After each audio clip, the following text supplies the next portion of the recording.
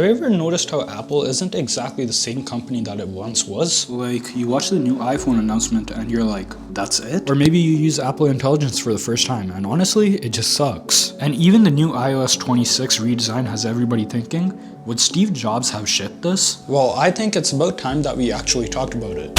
Is Steve Jobs' Apple dead? Alright, so let's rewind 15 to 20 years ago, back to the time of Steve Jobs. Now, back when Steve Jobs was running Apple, sure, yeah, it was still one of the world's biggest companies. But in addition to feeling like this big corporation, it also did feel like a vibe. Like, remember Steve Jobs' keynotes? This is it.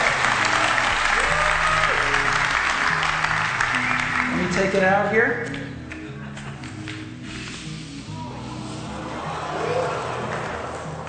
This is the new MacBook Air. And you can get a feel for how thin it is. Like, Apple's events back then felt a lot more different than they do now.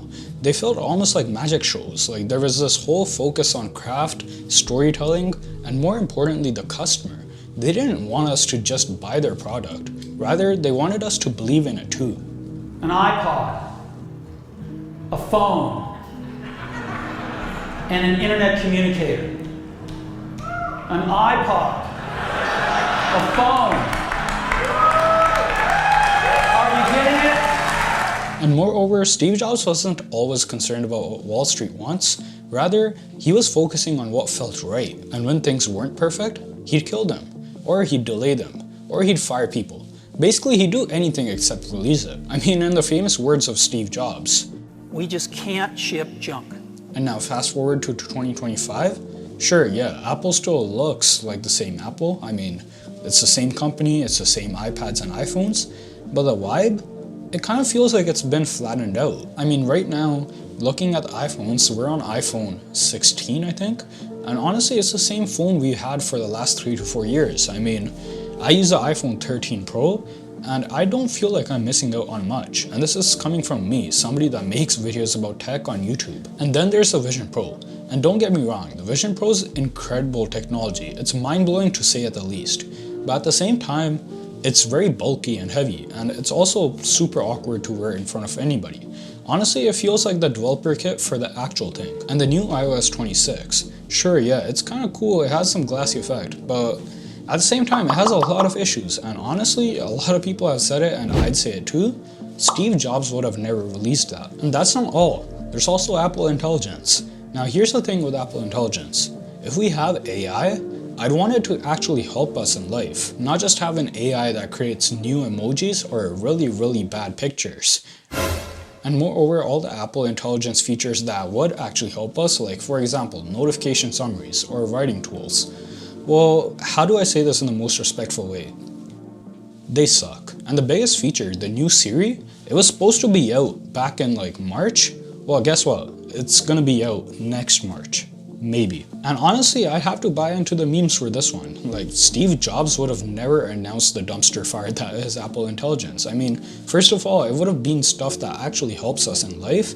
And number two, it would have been stuff that actually works. And the worst part is, that's not even all. I mean, like, just looking at the software, the iPhone's full of glitches, the iPad's full of bugs. I mean, just going back to the Steve Jobs era, Apple would wait years before shipping features if they weren't ready. And nowadays, I feel like Apple ships first and thinks later. But it's not even just the products, it's also the energy. I mean, Steve Jobs' Apple wasn't just about trying. It was about having insane focus. It was about saying no to almost everything until what you had was pretty much what felt inevitable and what felt like it actually mattered. Like, I mean, just look at this year's iPhone lineup. Right now we have the iPhone 16e, 16, 16 Plus, 16 Pro, 16 Pro Max, and this year we're actually supposed to get another Air model too, so that's 6 iPhones. That's insane. I mean, Steve Jobs is probably rolling in his grave right now. And I get it. I mean, they're trying to make iPhones appeal to everybody. They're trying to make it an iPhone for you, an iPhone for you, an iPhone for everybody. But somewhere along that line, they also kind of just stopped trying. I mean, Steve Jobs' Apple made one iPhone that appealed to everybody. And now they're trying to make 6 iPhones that appeal to everybody. So wouldn't it just be better if we had one iPhone that was actually so good that everybody wanted it? I don't know if that makes sense. But here's the thing. Maybe Steve Jobs' Apple isn't dead. maybe it's just shifted. Because even though Apple's made a lot of bad moves, and a lot is kind of an understatement, they've made a lot of good moves too. I mean, it's only been a couple of years since they dropped Intel and went towards Apple Silicon, which is honestly a huge move and underrated to say at the least. And moreover, they also built Apple Vision Pro, which, putting aside its flaws as a product, as an experience, it's completely out of this world. And that is the future that Apple wants to go for, whether we want it or not. And that's not even close to everything else they've done. I mean, they've doubled on privacy, design, ecosystem, and all the other stuff that Jobs actually cared about. And here's the thing, Steve Jobs wasn't against iteration. I mean, he famously said, "Real artists ship."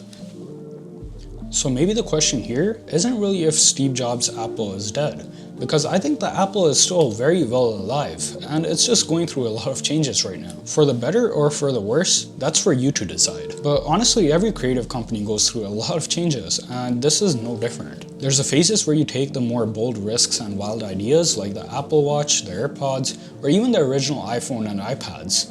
And there's the phases like right now where you're actually playing it more safe and being more businessy or corporate-y, if that makes more sense. Like for example, just look at the Apple Vision Pro. They are pretty much just like dipping their toes into the water to see what happens, or even with Apple Intelligence, they're playing it very safe with that. And maybe this time around, the pendulum did swing a bit too far into the safety side. But as always, pendulums swing back. And maybe that's already happening. Apple's still out here making these Apple Silicon MacBook chips that blow people's minds, and they're still working towards the future of AR, even if it's a lot more quiet than we'd want right now. So all in all, Apple today might not exactly feel like what it was during Steve Jobs' time. It's more corporate, more polished, and sometimes, who am I kidding? A lot of the times, it's more boring. But is it dead? No, not really, because the vision, no pun intended, is still there. And maybe that's okay. Maybe that's how legacy works, if that makes sense. Anyways, make sure to like and subscribe if you really like this video, and also make sure to comment down below. I really want to know what you guys think. And that being said, I'll see you in the next video.